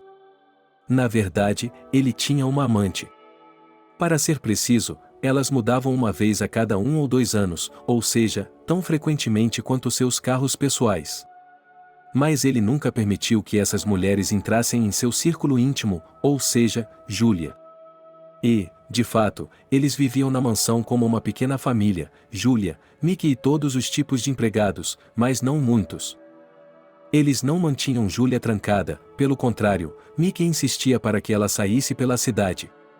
E para mantê-la segura e protegida, ela era acompanhada por um guarda e pelo invariável motorista e assistente pessoal Alexander. Tudo em uma só pessoa. Além disso, Mickey costumava dar segurança extra a Julia, porque uma vez ele havia sobrevivido a uma tentativa fracassada de assassinato por parte de rivais de negócios e desde então, era extremamente cuidadoso. E então, quando Julia se sentiu melhor e quando finalmente conseguiu se livrar dos medos da vida após a morte que Selena havia lhe incutido, cerca de 6 meses após sua chegada, ela e Mickey conversaram. Ele revelou a verdade sobre o pai dela. E isso, naturalmente, foi um choque. Julia queria ir até sua mãe e falar sobre tudo, depois falou em desespero sobre como estava cansada de sair pelo mundo e olhar as pessoas nos olhos, porque seu pai é um monstro disfarçado de homem, um cultista. Como devo viver com o fato de que ele era meu irmão? Mickey perguntou a ela uma vez, aproveitando uma breve pausa em sua histeria. Como devo viver com o fato de que ele já foi meu próprio homem? Como isso me faz sentir que talvez a culpa seja minha por não ter cuidado dele? Mickey contou a Julia muitas coisas sobre si mesmo. Ele era o irmão mais novo de Arnold.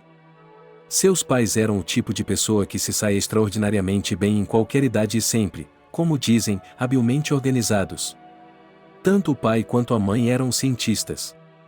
Historiador e historiador de arte com uma paixão em comum pelo período entre os séculos XIV e XVI. Era um período especial. E em casa havia muitas reproduções de pinturas daquele período, imitações habilidosas de todos os tipos de antiguidades. Arnold e Mickey cresceram com babás e tutores, e seus pais? Bem, eles eram muito ocupados. E o que dizer dos 2 e 2, das brincadeiras, das notas baixas? Não. Seus filhos eram obrigados a ser excelentes alunos. E, além disso, seus pais sonhavam que eles seguissem seus passos. Uma das lembranças mais vívidas da infância de Mickey foi o episódio em que Misha, de 13 anos, teve de contar ao pai algumas lendas sobre a condessa húngara Elizabeth Báthory, famosa por torturar e destruir suas criadas, as filhas dos camponeses e até mesmo as filhas dos nobres sob seu controle. Tudo para se manter jovem para sempre por meio de magia negra. Arnold contou novamente de forma colorida, com detalhes horríveis, lendas horripilantes. E então seu pai começou a fazer perguntas sobre as datas históricas da história húngara. E Arnaldo cometeu um erro. Ele não conseguia se lembrar de uma única data. Então seu pai se levantou, disse que você não pode ser tão ruim e, sem ouvir os apelos do filho, pegou-o e trancou-o em um armário escuro. Sim, embora Arnold já fosse adulto, ele tinha um medo histérico daquele armário. Quando ele tinha 5 anos de idade, uma vez seus pais o trancaram lá durante toda a noite. E nesse armário, a propósito, eles guardavam uma lebre de pelúcia com chifres e presas de javali, um presente de aniversário de um caçador brincalhão que conhecia a família. E havia também um espelho antigo no armário. Mickey compartilhou com Julie a ideia de que isso era possível. Foram as sessões educacionais naquele armário que levaram Arnold a enlouquecer. Em geral, mesmo na infância, ele tinha crises de agressividade. Mas seus pais não lhe deram atenção. Então, no início dos anos 90, eles foram embora. Mickey decidiu abrir um negócio. A época era tal que parecia que você podia estender a mão e pegar milhões no ar. Mas Arnold... Ele começou a vender parte da coleção de seus pais. E em algum momento, aparentemente, as antiguidades queriam comprar.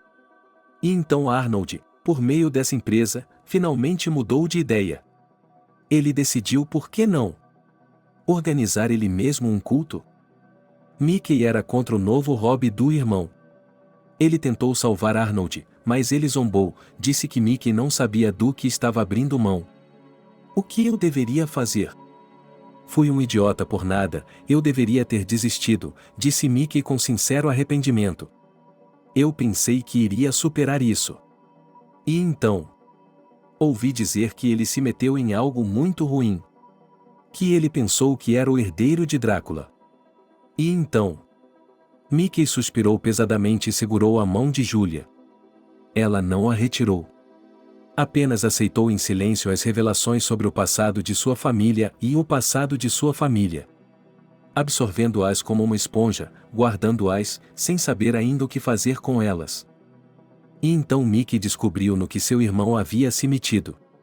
Ele ficou horrorizado. E se sentiu culpado e de alguma forma implicado no destino daquela infeliz garota, Selena. Ele decidiu que não poderia dar as costas ao fato de que ela ia ter um filho. Um sobrinho ou uma sobrinha. E quando ele soube que Julia havia nascido, ele percebeu que nunca havia amado ninguém tanto quanto a ela. Ela havia se tornado sua pessoa mais querida. Mas, acima de tudo, respeitando a vontade de sua mãe e de seus avós, ele se manteve afastado. Ele não se permitiu interferir mais do que elas haviam concordado em aceitar ajuda. Mas agora que Julia era adulta, Mickey decidiu que havia chegado a hora de ela escolher por si mesma e, se quisesse. Julia confessou ao tio que sua empresa sempre foi seu porto seguro. Sim, ela amava sua mãe. Apesar de tudo. Mas agora era como se ela estivesse em uma encruzilhada. E ela já sabia para onde ir. E então algo surpreendente e amargo foi revelado. Acontece que Selena não queria ver sua filha. Quero dizer, elas haviam se visto ao longo dos anos, mas apenas algumas vezes quando Selena estava na cidade. E, um dia, ela disse o seguinte para Julia: eu mantive você viva. Porque eu não queria ter mais filhos. Eu criei você. Queria protegê-la da melhor forma possível. Sinto muito, minha filha, se fiz algo errado ou a magoei. Mas agora quero viver sozinho. Deixe-me viver. De Julia, que ia perguntar se poderíamos ir para casa, para o campo, para passar alguns meses de verão quente, mãe. As mãos de Julia caíram e seu coração afundou. Mas ela encontrou forças para sorrir e dizer: está tudo bem, mamãe. Obrigada por tudo. E depois? Vou tentar fazer isso sozinha. Tudo bem, não vou incomodá-la. Mas, por mais doloroso que fosse, Julia não podia deixar de admitir que, durante esses 2 anos que passou com seu tio, ela havia ganhado muito mais do que em toda a sua vida anterior. Ela não tinha mais tanto medo de lugares lotados.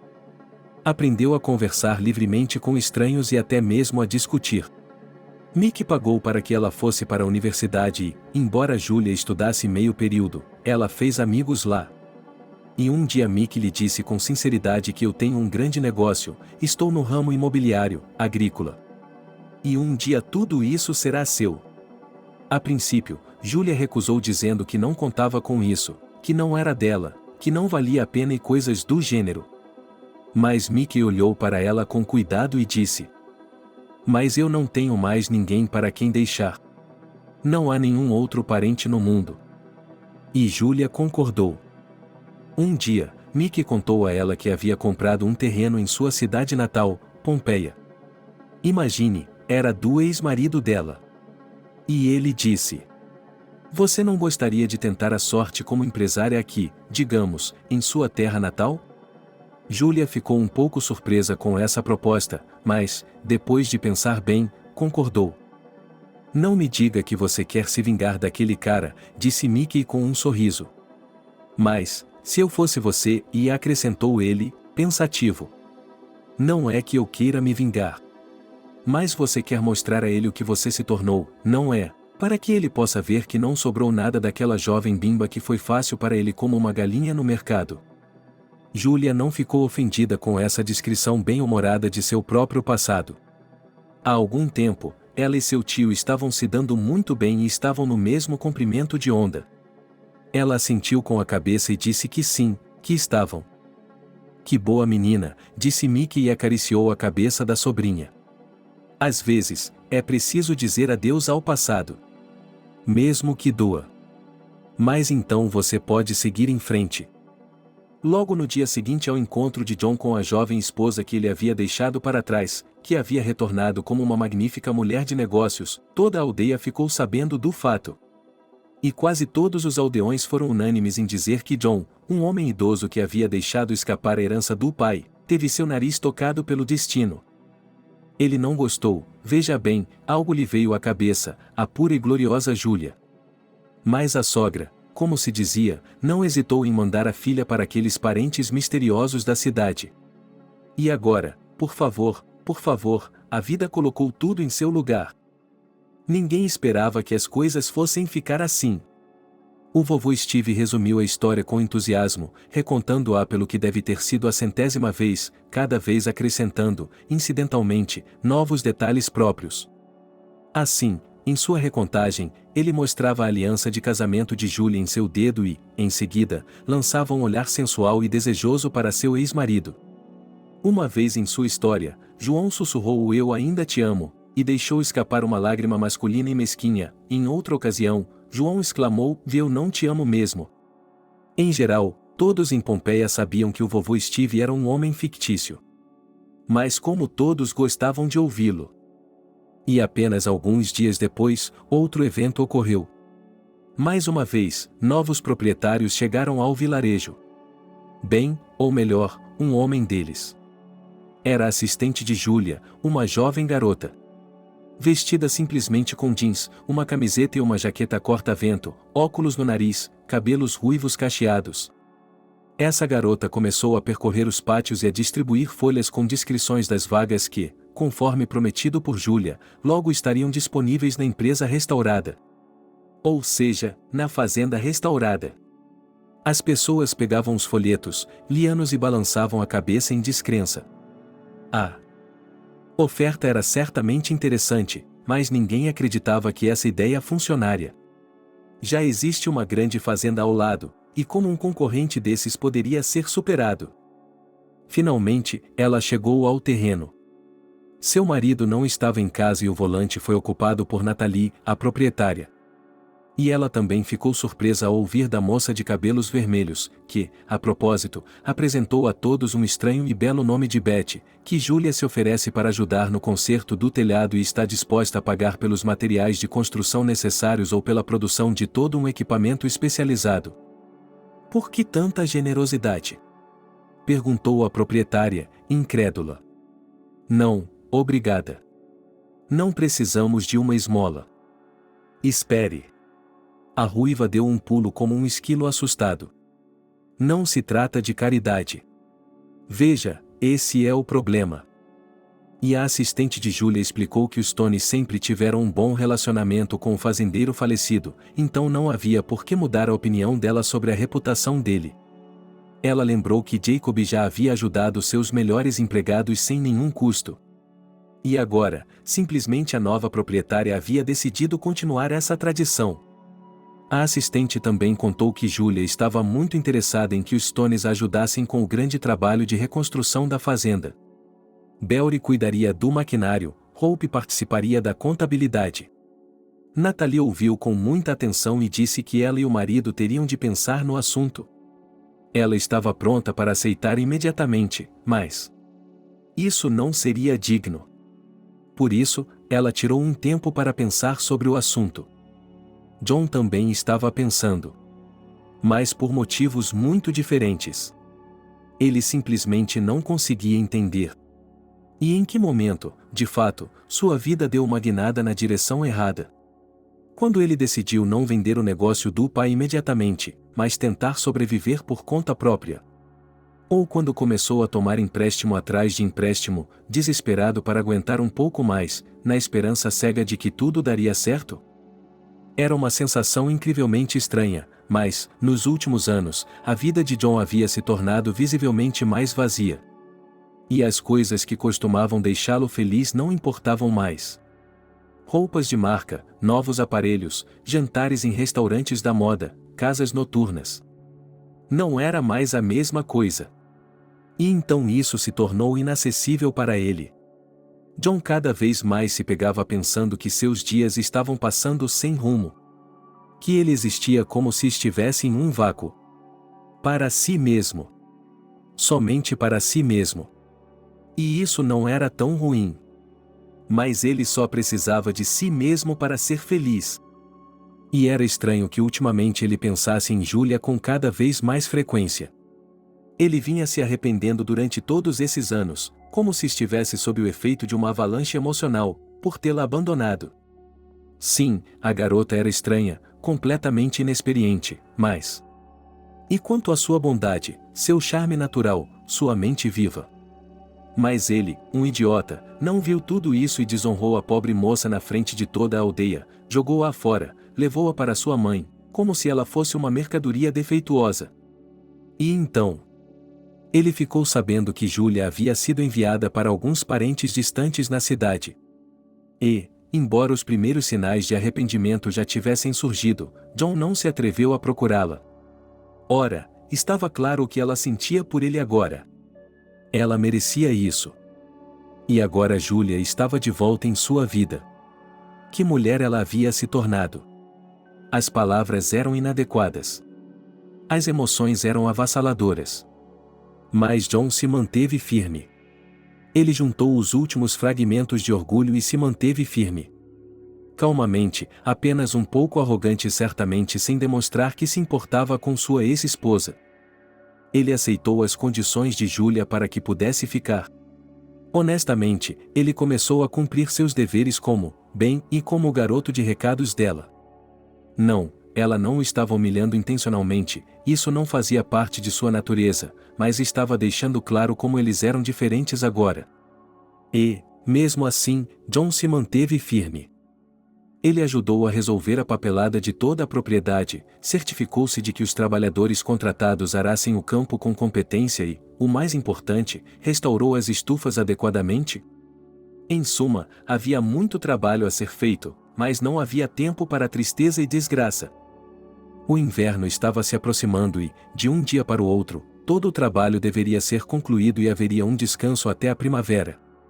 Não, de fato, havia trabalho suficiente para o inverno, pois era necessário resolver 1000 questões com antecedência. Por exemplo, escolher as sementes para semear e começar a escolher para quem vender a futura colheita.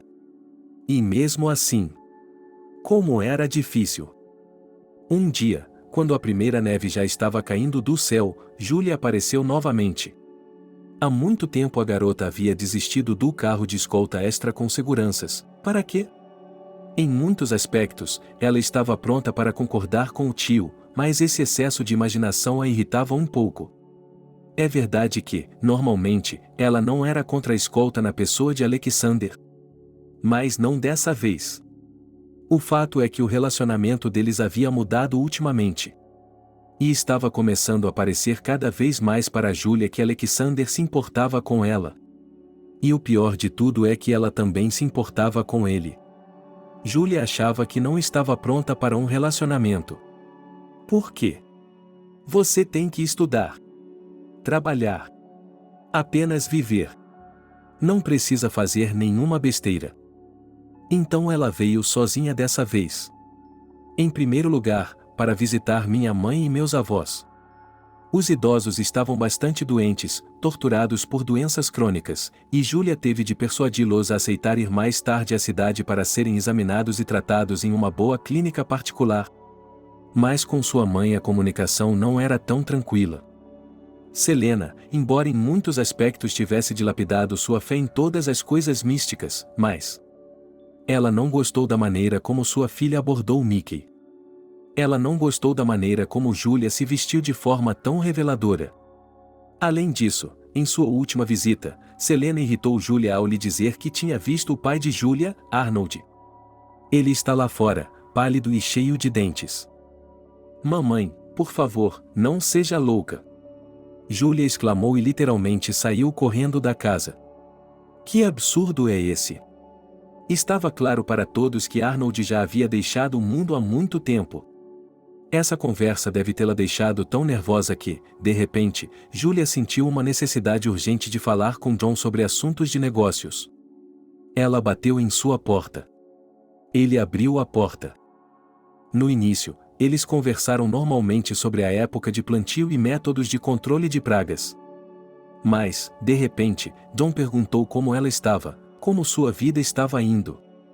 Júlia, animada com a conversa com sua mãe, respondeu que tudo estava indo bem. Graças a ele, naquela época, a ideia do divórcio havia sido plantada. John também não se conteve e respondeu que, se estava tão chateado com ela, não falaria com ele, mas mandaria um advogado para negociar.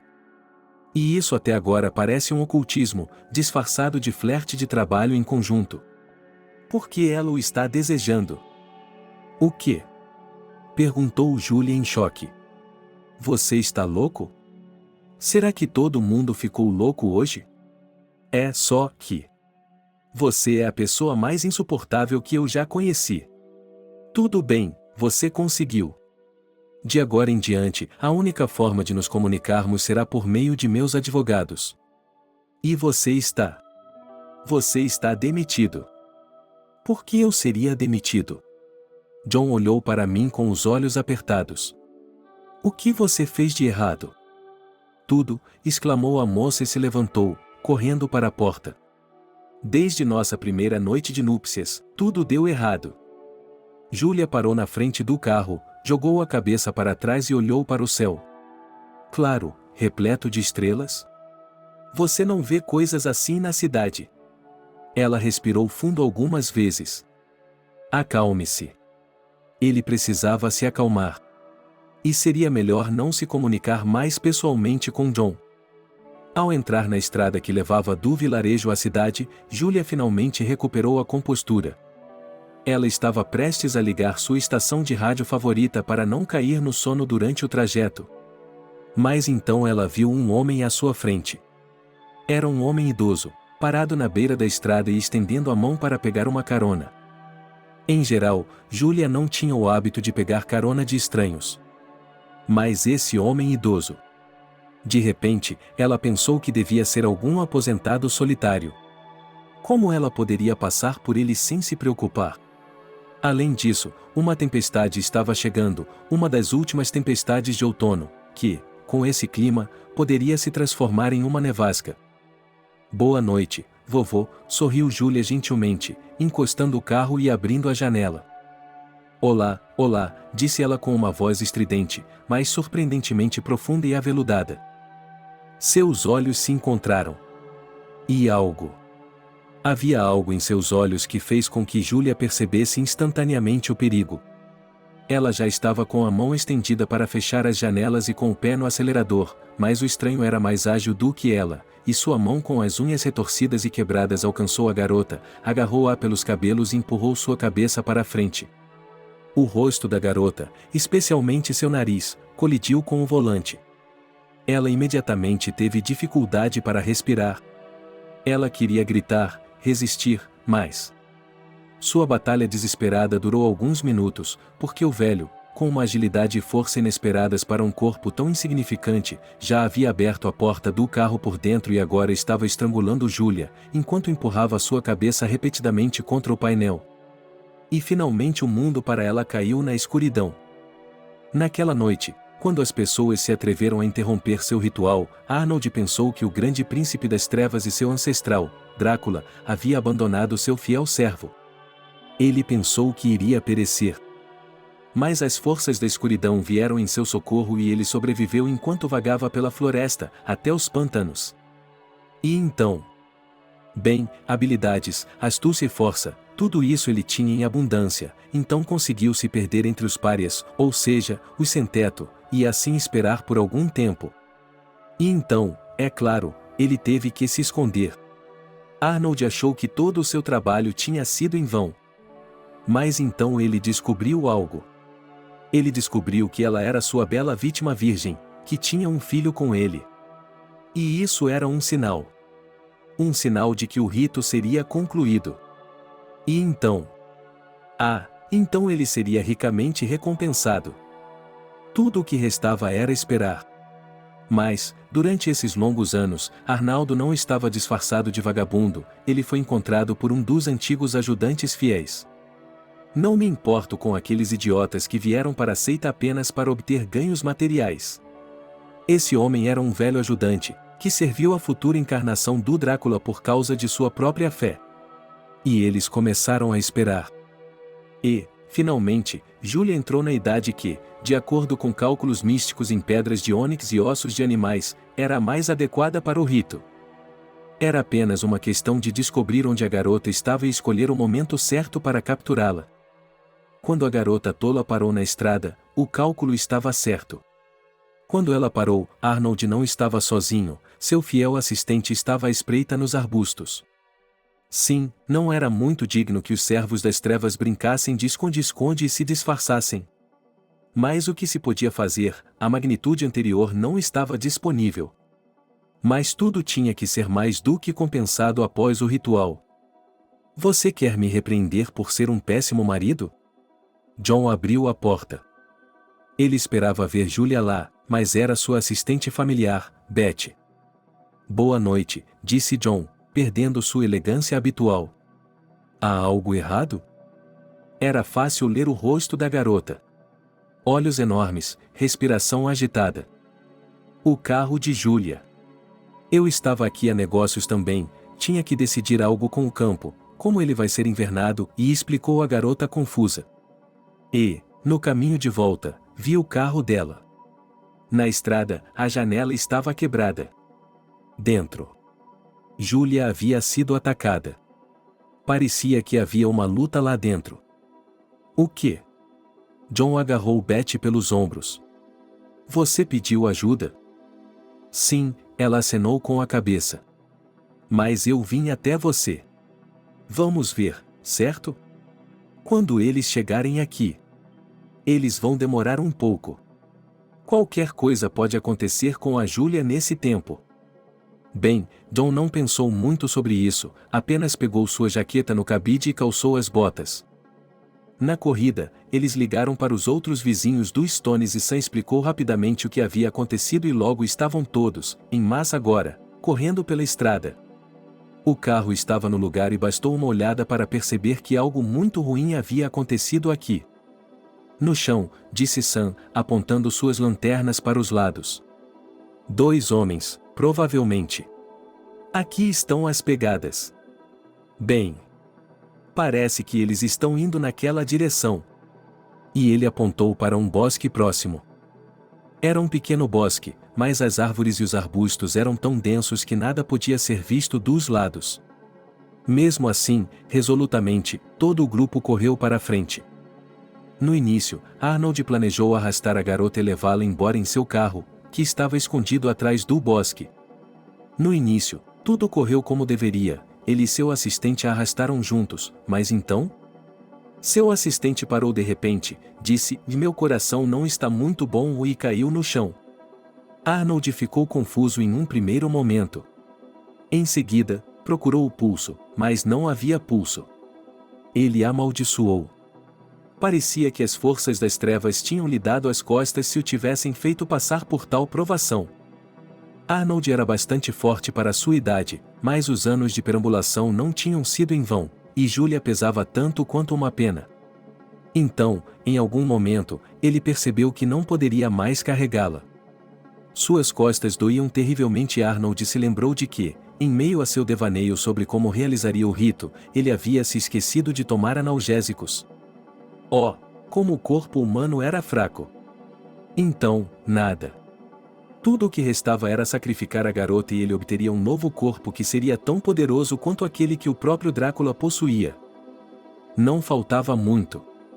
Mas, de repente, Arnold ouviu um barulho. E então, na clareira onde ele parou com sua presa, de repente as pessoas saíram correndo. Quem é aquele velho tronco? Disse Belry. Saia de perto dela, agora.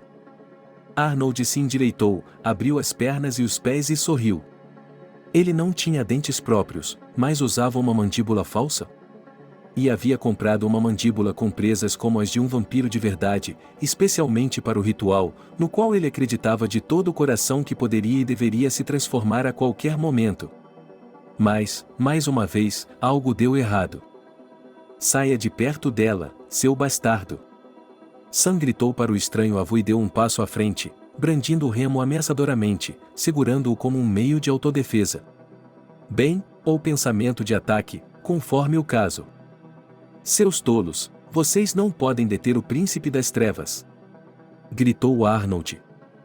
O vento estava ficando mais forte, o céu parecia bastante baixo por trás das nuvens desgrenhadas, mas ainda não havia chuva, nem neve molhada, nem granizo. Ela pertence a mim. Arnold estava perigosamente perto de Julia, que estava prostrada no chão, e por isso aqueles que haviam descoberto a garota não ousavam se aproximar, pois temiam que o velho tivesse alguma arma para machucá-la. Vocês não podem me deter. Eu sou o receptáculo da vinda do Drácula. E em um momento Arnold tossiu. Ele está louco, disse Belry. Naquele momento, Julia no chão gemeu suavemente e, com a agitação, a garota começou a sair de um desmaio profundo. Ela pertence a mim. Arnold gritou novamente, e então ficou confuso. Pois ele se lembrou de que a adaga e todos os outros artefatos para o ritual haviam sido deixados ali, no carro dele e de seu assistente. Não se atreva a interferir comigo, e disse Arnold ameaçadoramente e tentou agarrar a garota novamente e arrastá-la para mais longe. Mas Sam, que já havia avaliado a situação, simplesmente jogou a raquete no chão e, em seguida, foi até o velho e o mandou para o chão com um soco curto e potente na mandíbula. À vontade, psicopata, disse Sam e se abaixou, pegando Julia em seus braços. Foi então que o restante dos 10 aldeões, bem como Beth e John, correram em direção à mulher desaparecida. E depois de mais alguns minutos, todos eles ouviram o som das sirenes. Felizmente, Julia não ficou gravemente ferida, apenas teve muitos inchaços e hematomas, cortes, mas, em geral, sua saúde não foi ameaçada.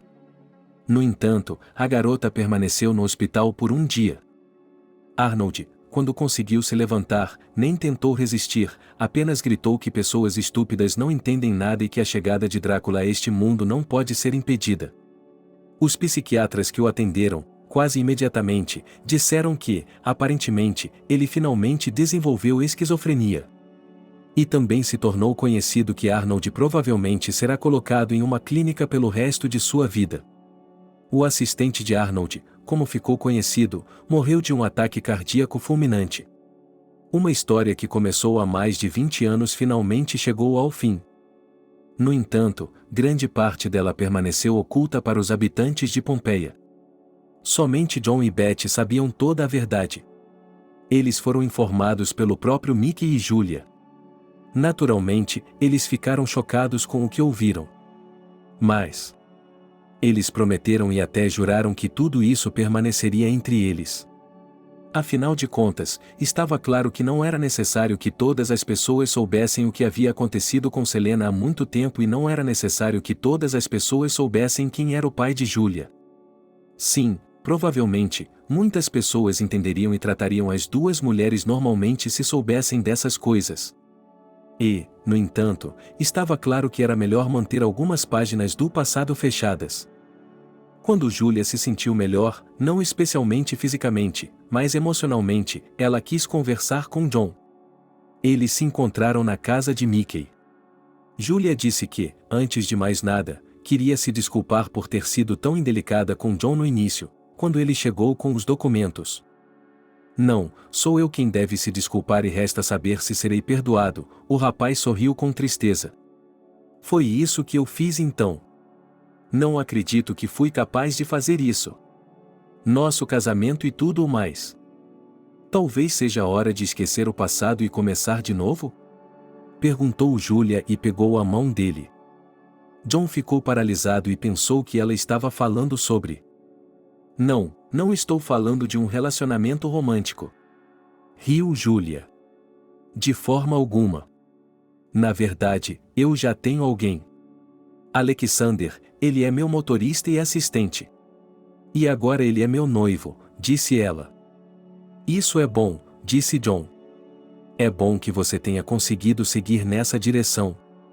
Você é uma garota maravilhosa, Julia, tenho certeza de que será feliz. Você também, ele sorriu com sinceridade. Na verdade, eu já fui, tossiu John. Beth e eu. O que, você e a Beth? Os olhos de Julia se arregalaram. Eu nunca teria imaginado. Bem, nós temos conversado muito ultimamente, e então ele me convidou para um encontro. E eu estava hesitando em fazer isso. Eu reconheço a Beth, disse Julia. E então eles conversaram mais um pouco sobre o que fazer com a casa. Chegaram à conclusão de que ainda havia muito espaço para voltar à prosperidade da época de Jacob. Julia ofereceu a Mickey um emprego adequado como um dos gerentes. Ele aceitou. De repente, percebeu que essa era sua vocação e seu destino, ficar em Pompeia e fazer o que seu pai havia feito. E John também acreditava, de alguma forma, que os tempos ruins haviam acabado para todos eles e que somente coisas melhores os aguardavam.